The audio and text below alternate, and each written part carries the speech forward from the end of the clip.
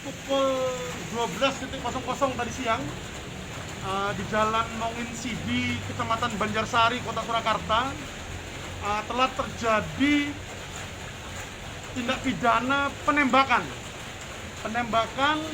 yang dilakukan oleh seorang tersangka atas inisial LJ, umur 72 tahun, warga Jebres, Kota Surakarta, terhadap mobil yang ada di belakang kita ini, mobil Alphard warna hitam, sebanyak 8 kali tembakan dengan menggunakan amunisi peluru tajam kaliber 22 sebanyak 8 kali tembakan, dan 8 tembakan itu kesemuanya mengenai bodi daripada mobil Alphard warna hitam yang dikendarai oleh korban, dan satu amunisi atau proyektil berhasil kita temukan tembus masuk ke mengenai jok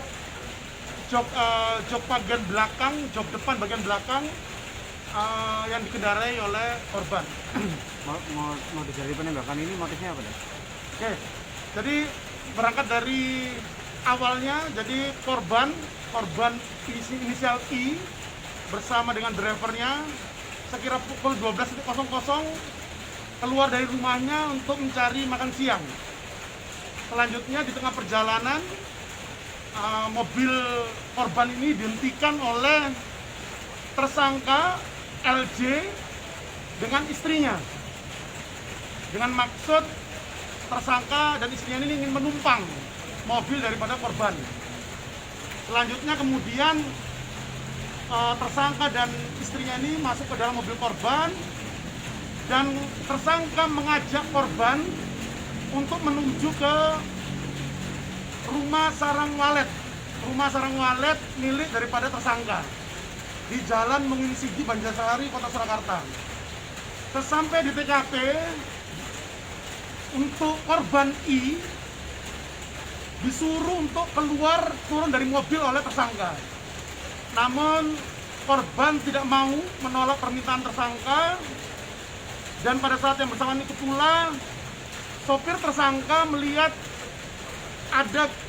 korban melihat ada gelagat yang tidak baik daripada tersangka ini, di mana sopir korban ini melihat tersangka membawa senjata api yang ditaruh di bagian depan celana yang digunakan oleh tersangka. Melihat gelagat yang tidak baik ini, kemudian driver melakukan putar balik kendaraan, dan itu membuat marah tersangka dan sambil berteriak untuk menghentikan kendaraannya.